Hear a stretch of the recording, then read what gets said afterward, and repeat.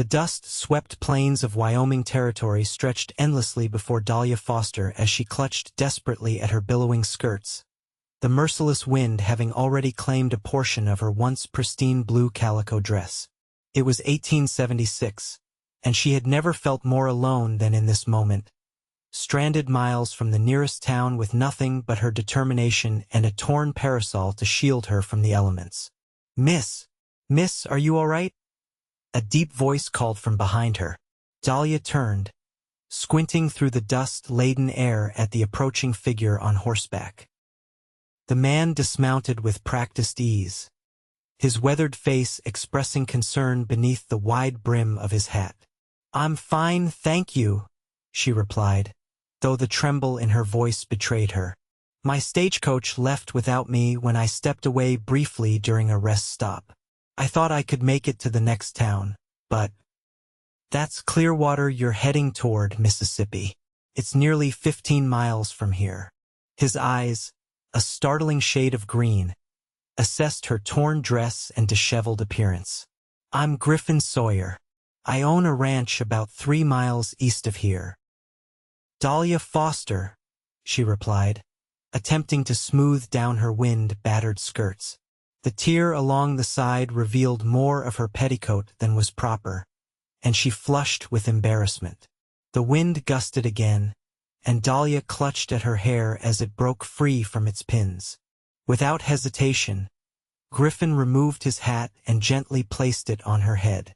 The unexpected gesture caught her off guard. "I can't take your hat, Mr. Sawyer. You need it more than I do right now, Miss Foster," he insisted, moving to stand between her and the wind. "May I escort you to Clearwater? Or perhaps to my ranch where you could rest before continuing your journey?" Dahlia hesitated. At 22, she had learned to be wary of strangers, especially men with kind eyes and kinder gestures. But the alternative was walking alone across the unforgiving terrain with a torn dress and dwindling hope. "I would be grateful for an escort to town, Mr. Sawyer." Griffin nodded and took his horse's reins, choosing to walk beside her rather than ride while she walked. "What brings you to Wyoming territory, if you don't mind my asking?" "I'm to be the new schoolteacher in Clearwater," she replied, finding it easier to speak now that Griffin was blocking the worst of the wind. "I'm from Boston originally." "That's quite a journey to make alone," Griffin remarked, his gaze respectfully forward. "My parents died last winter," Dahlia explained, surprised by her willingness to share such personal information with a stranger. "There wasn't much left for me in Boston after that." Griffin's expression softened. "I'm sorry for your loss, Miss Foster. I know something about starting over after losing family." They walked in companionable silence for a while, the rhythm of their steps and the occasional whinny from Griffin's horse the only sounds besides the persistent wind. Dahlia found herself studying his profile, strong jaw covered with several days' worth of stubble, straight nose, and lines at the corners of his eyes that suggested he smiled often. "You mentioned your ranch," Dahlia said eventually. "Have you lived in Wyoming long?" "Born and raised in Missouri, but I've been here 8 years now. Came west after the war with nothing but dreams and determination. Worked as a ranch hand until I saved enough to buy my own place." His voice carried a hint of pride. "It's not much compared to some spreads, but it's mine." "That's admirable, Mr. Sawyer. Building something from nothing takes courage." Griffin glanced at her, a smile touching his lips. "As does traveling across the country to teach children you've never met, Miss Foster." The wind began to die down as they continued walking, but Griffin maintained his position beside her, his hat still securely on her head. When they approached a small stream, he suggested they stop to rest and water his horse. As Dahlia sat on a sun-warmed rock, Griffin rummaged through his saddlebag and produced a canteen and some jerky. "It's not much of a meal, but it'll keep your strength up." "Thank you," she said, accepting both with gratitude. Their fingers brushed during the exchange, and Dahlia felt an unexpected flutter in her chest. "If you don't mind my saying so, Miss Foster, you don't strike me as someone who would choose a frontier town for a new beginning. Clearwater is rustic at best." Dahlia sipped the water before answering. "Perhaps I wanted something completely different from what I knew. Boston is all cobblestone streets and rigid expectations.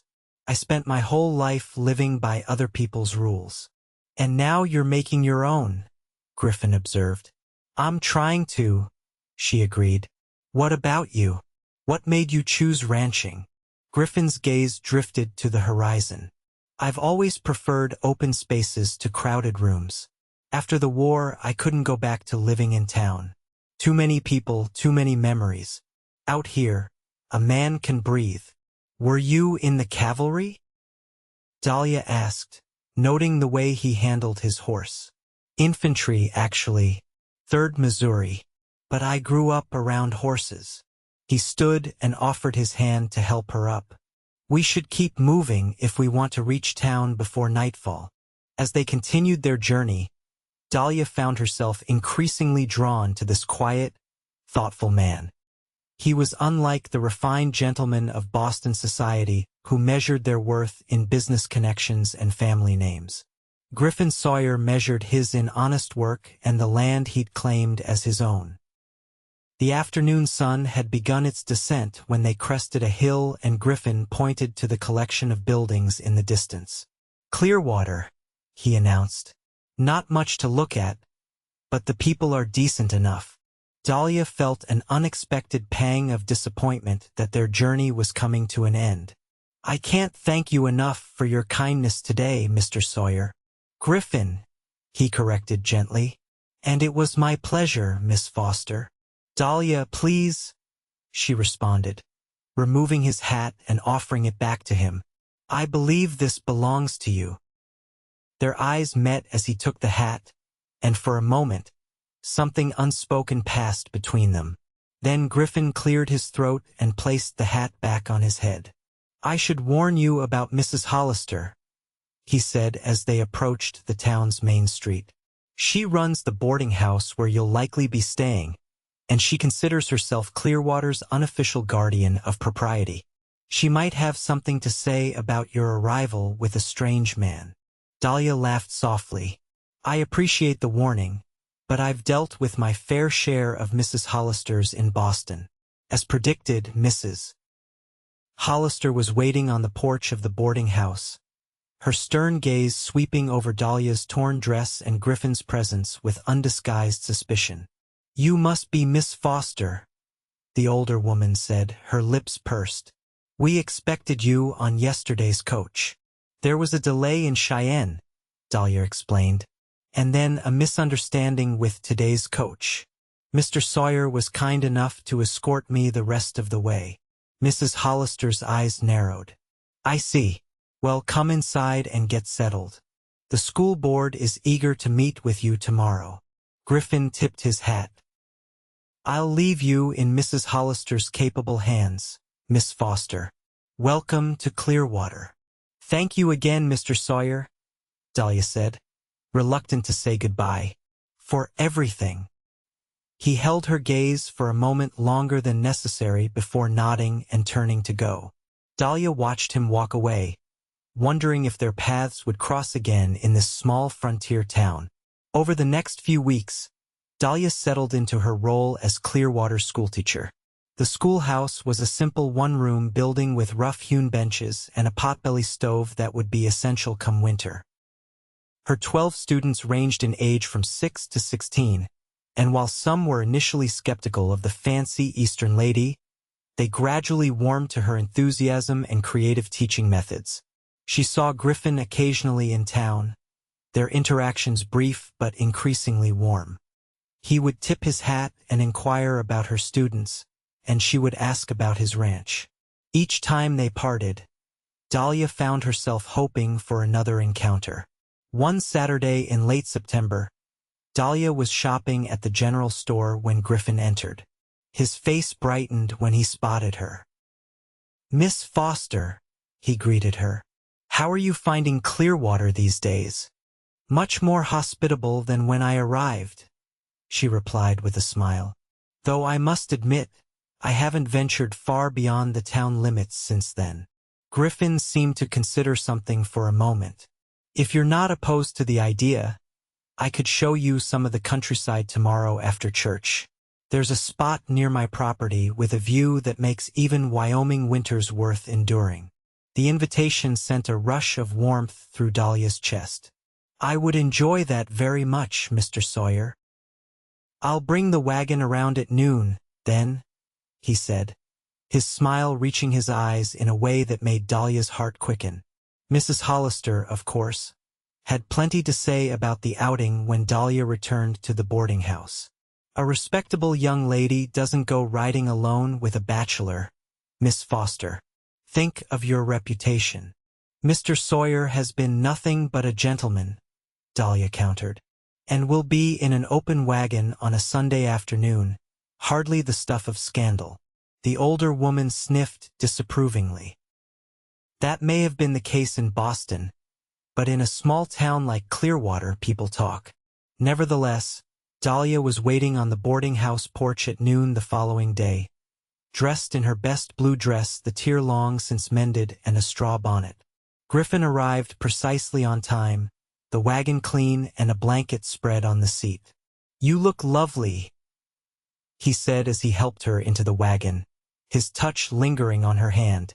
"Thank you," Dahlia replied, acutely aware of Mrs. Hollister watching from the window.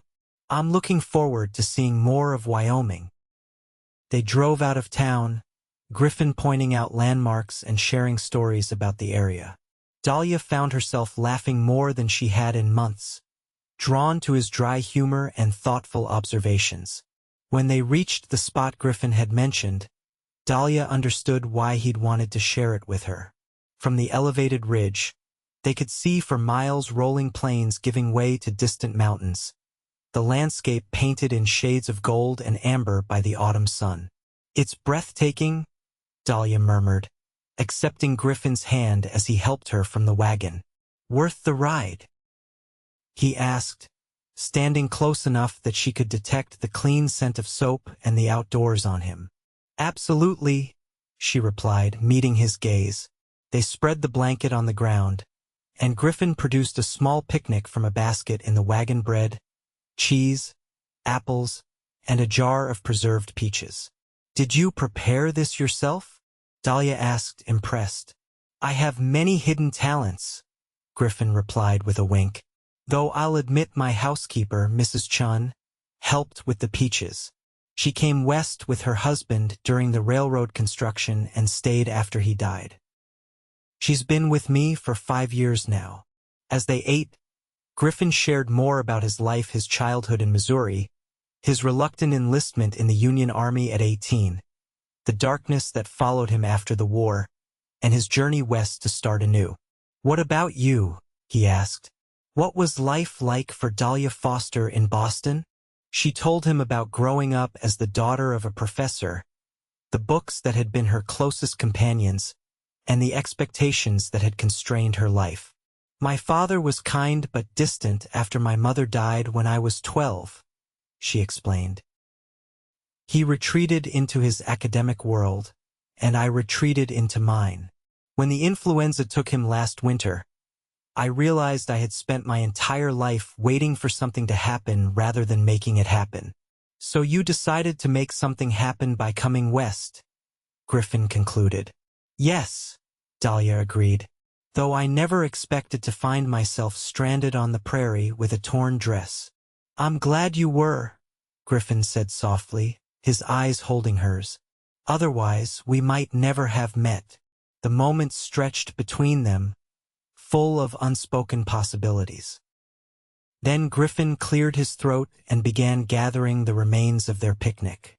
"I should get you back to town before Mrs. Hollister sends out a search party," he said, though his tone suggested he was as reluctant as Dahlia to end their time together. As they drove back to Clearwater, Dahlia found herself wishing the journey would never end.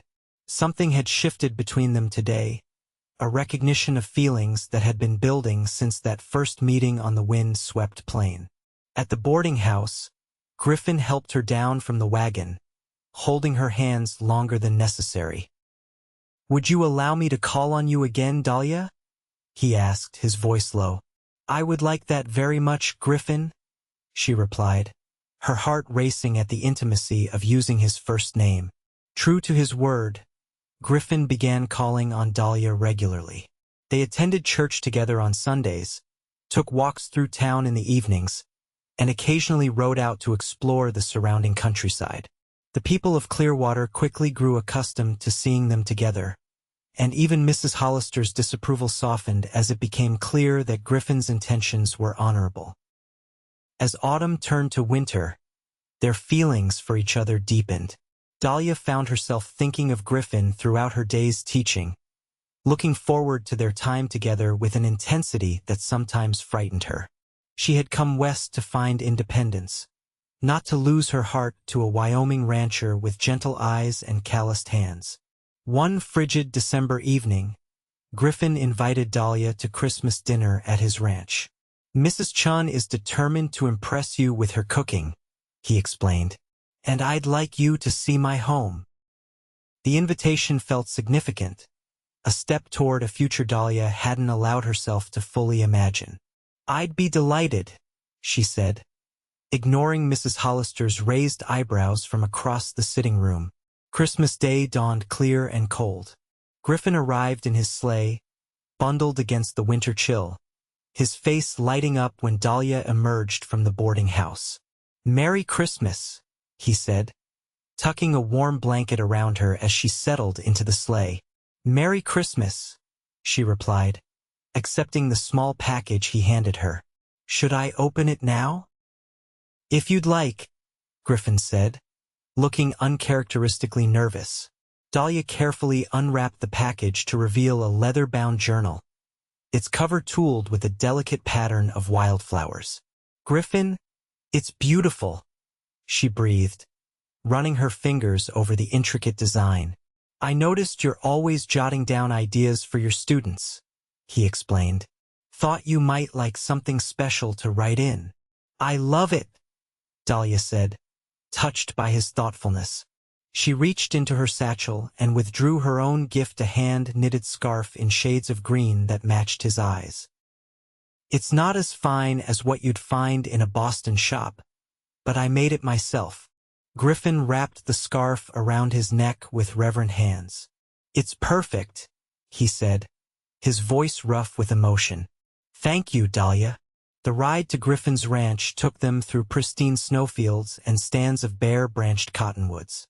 As they crested a hill, Dahlia caught her first glimpse of his home, a sturdy log house with smoke curling from the chimney, flanked by a well-built barn and corrals. "It's not grand," Griffin said, watching her reaction, "but it's home." "It's wonderful," Dahlia replied sincerely. Mrs. Chun greeted them at the door, her small frame wrapped in an apron and her face creased in a welcoming smile. "Miss Foster, so good to meet you at last. Mr. Griffin talks of nothing else these days." "Mrs. Chen," Griffin protested, but the older woman merely chuckled and ushered them inside. The interior of the ranch house was simple but comfortable, with a large stone fireplace, solid furniture, and touches that spoke of a home rather than merely a place to sleep. Books on shelves, a quilt draped over a chair, photographs and mementos displayed with care. Christmas dinner was a feast beyond Dahlia's expectations. Roast goose with all the trimmings, fresh bread, vegetables preserved from the summer garden, and a steamed pudding with hard sauce for dessert. The conversation flowed easily, with Mrs. Chun sharing stories of her life in China and her journey to America that had Dahlia entranced. After the meal, Mrs. Chun tactfully retired to her quarters in a small addition at the back of the house, leaving Griffin and Dahlia alone by the fire. "Would you like to see the rest of the ranch?" Griffin asked. "I'd love to," Dahlia replied, accepting his hand as they rose from the table. He showed her the house, first the tidy kitchen where Mrs. Chun worked her culinary magic, the study where he kept his ranch accounts, and the bedrooms upstairs, including his own Spartan but comfortable chamber. Then, bundled against the cold again, they ventured to the barn where Griffin introduced her to his horses and explained the workings of the ranch. In the spring, it's a different place, he told her as they stood in the doorway of the barn, looking out at the snow-covered corrals. Green grass, calves running everywhere, wildflowers on the hills. It sounds beautiful, Dahlia said, imagining the scene. It is. Griffin turned to face her, his expression earnest. I'd like to show it to you, Dahlia, not just in the spring but in every season, year after year. Her heart began to race as she understood what he was saying. Griffin, he took her gloved hands in his. I know you came west to find independence, not a husband, and I would never want to cage your spirit or dim your light. But I've fallen in love with you, Dahlia Foster, and I want to build a life with you, one where we both can grow and flourish. Tears pricked at Dahlia's eyes. I came west looking for a new beginning, she said softly, but I never expected to find you. I've fallen in love with you too, Griffin Sawyer. His smile was radiant as he drew her closer. Then will you marry me, Dahlia? Will you make this ranch your home and let me wake up beside you every morning for the rest of our lives? Yes, she whispered, her heart too full for more elaborate words. Yes, I will marry you. Griffin's lips met hers in a gentle kiss that quickly deepened, expressing all the love and longing they'd held in check for months. When they finally parted, both were breathless, their faces flushed with more than just the cold. We should go back inside before we freeze, Griffin said, though he made no move to release her. Or scandalize Mrs. Chun, Dahlia added with a laugh. They announced their engagement to Mrs. Chun, who admitted she'd been expecting the news since the first time Griffin mentioned the new schoolteacher. The rest of the day passed in a haze of happiness as they began making plans for their future together. When Griffin drove Dahlia back to town that evening, the stars were brilliant in the clear winter sky. We could be married in the spring, he suggested, when the wildflowers bloom. That sounds perfect, Dahlia agreed, leaning against his shoulder beneath the blankets. The news of their engagement spread quickly through Clearwater. Most people expressed delight, though a few, including some mothers who had hoped to match Griffin with their own daughters, were less enthusiastic. Mrs. Hollister, surprisingly, was among the most supportive. I knew from the start he was sweet on you, she told Dahlia. A man doesn't walk miles beside a woman in that wind unless he's already half in love. Winter passed in a flurry of wedding preparations. Dahlia wrote to her few remaining relatives in Boston, none of whom could travel west for the ceremony but sent gifts and congratulations. She continued teaching, though the school board had to decide whether they would need a new teacher after the wedding or if Mrs. Griffin Sawyer could continue in the position. I'd like to finish out the school year at least, Dahlia told Griffin as they discussed the matter one evening in the boarding house parlor. The children have come so far, and I hate to abandon them mid-term. Whatever you decide is fine with me, Griffin assured her. The ranch is only 3 miles from town. You could ride in each day if you wanted to keep teaching. His support meant everything to Dahlia, confirming that he truly did value her independence and ambitions. Have I told you today how much I love you? She asked, squeezing his hand. Not in the last hour, he teased, eyes warm with affection. As promised, they married in the spring when the hills were carpeted with wildflowers. The ceremony took place in Clearwater's small church, filled to capacity with townspeople and ranchers from miles around. Dahlia wore a new dress of ivory silk ordered from Denver, with wildflowers in her hair instead of a veil. Griffin, in a new suit that made him look somewhat uncomfortable but undeniably handsome, couldn't take his eyes off her as she walked down the aisle. You are the most beautiful thing I've ever seen, he whispered as she reached his side. The minister's words washed over them as they made their vows. promising to love and cherish each other through all of life's seasons. When Griffin slipped the ring on Dahlia's finger, a band of gold with small diamonds that had belonged to his mother, she felt as though her heart might burst with happiness. "I now pronounce you husband and wife," the minister declared. "You may kiss your bride." Griffin's kiss was tender and reverent, a promise of all the years to come. When they turned to face the congregation as Mr. and Mrs. Griffin Sawyer, Dahlia felt a sense of rightness that confirmed she had found exactly where she belonged.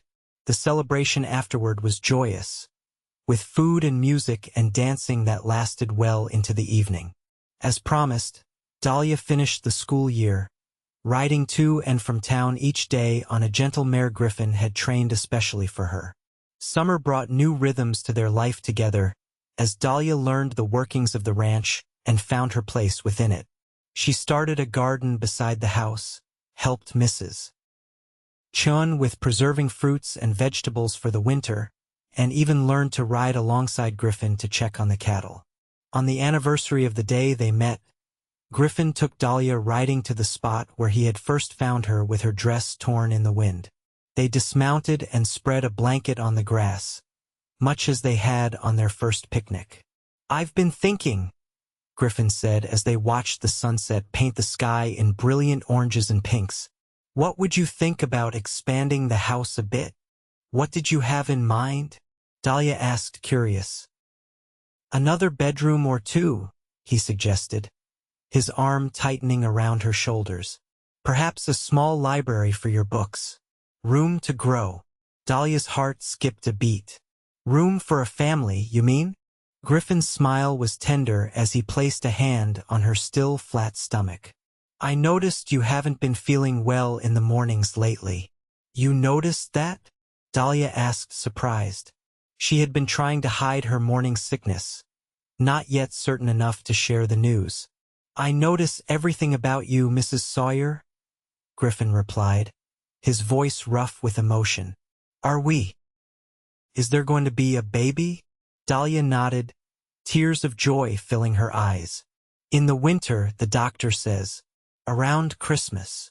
Griffin gathered her into his arms, his face alight with wonder and love. "A baby," he whispered against her hair. "Our baby." As they held each other on the very spot where their journey together had begun, Dahlia marveled at how a chance encounter on a windy plain had led to such profound happiness. From a torn dress and a borrowed hat to a shared life and a child on the way, their love story was still unfolding, each day bringing new joys and challenges to face together. "I love you, Dahlia Sawyer," Griffin murmured, his hand gentle on her abdomen where their child grew. "And I love you," she replied, her heart full of gratitude for the wind that had brought them together and the love that would sustain them through all the seasons of their lives.